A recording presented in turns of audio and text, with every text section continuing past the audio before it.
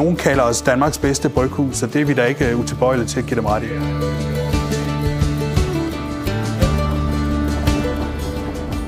På Amager ligger der et bryghus, hvor de ved, de er gode til at lave øl. Vi er ikke selvfede, men vi er selvbevidste omkring det produkt, vi laver, og den kvalitet af øl, vi leverer.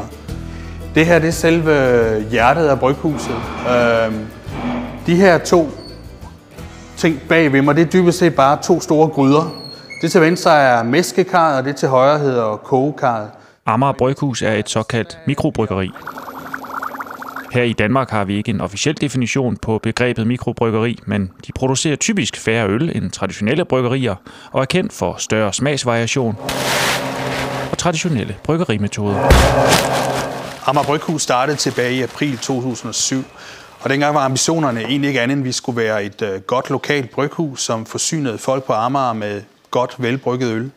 Men det blev ret hurtigt spoleret, fordi en af de første øl, vi lavede, hed Hr. Frederiksen. Det var sådan en voldsom 10,5% sort, tung satan, en Imperial Stout, som det hedder. Og den havnede på sådan en liste over verdens 50 bedste øl. Så amerikanerne begyndte pludselig at blive interesseret for det her lille bryghus i Tårnby og ville have den her øl over. Så meget hurtigt blev Amager Bryghus et eksporterende bryggeri. Vi kom ind i nogle kredse af mere sådan ølnørdede ølelskere, sådan nogle, der virkelig gik op i udfordrende, spændende, ekstrem øl.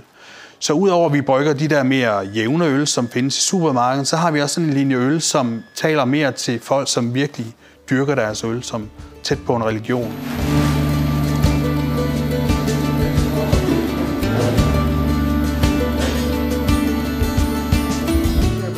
Det er dyrt at være lille. Mange danske mikrobryggerier måtte dreje nøglen om under finanskrisen.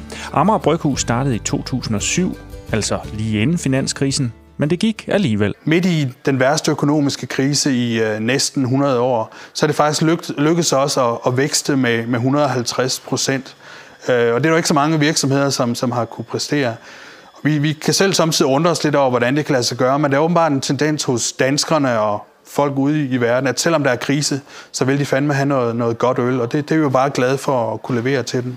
Amager Bryghus leverer øl til flere end 20 lande, og halvdelen af deres produktion går til eksport. Og blandt de største salgssucceser finder man også netop øl med et internationalt snit. Now we're brewing, huh? It's like that. Det er de såkaldte gæstebryg, hvor udenlandske bryggere kommer på besøg og laver et bryg, hvor man putter ingredienser, traditioner og metoder fra 2 bryghuse ned i en øl. I'm learning stuff from them. We're trying some new raw materials that they've never brewed with. So everyone's learning. Og så har det også noget branding-værdi for os, i hvert fald i et særligt segment af øldrikkere, at de kan se Amager Bryghus, som er blandt verdens 100 bedste bryggerier. De er sammen med nogen, som er lige så gode, og så kan man ligesom sige, det der kommer ud af det kan ikke være helt tosset. Og det går generelt godt hos Amager Bryghus. Gæringstankene bobler derudad. Faktisk kan man slet ikke følge med efterspørgselen. Det er lidt frustrerende at have kunder, som man må sige til, beklager, vi kan ikke levere, fordi vi har simpelthen ikke øllet. Alle folk siger, at det er et luksusproblem, men jeg har sådan lidt lyst til at kvæle folk og kalde det et luksusproblem, fordi det er frustrerende at sidde der med gode kunder, som har været med til at brande vores produkter og have dem på hylderne. Og når de så bestiller noget, så må de gå videre til deres kunder og sige, beklager, der er ikke noget Amager øl at få, fordi bryggeriet kan simpelthen ikke levere. Og derfor skal kapaciteten op. I dag producerer man 240.000 liter øl. Det tal skal med nye tanke op på 400.000. Så nu håber vi i hvert fald et par år at kunne levere øl nok til kunderne og tilfredsstille dem. Cheers.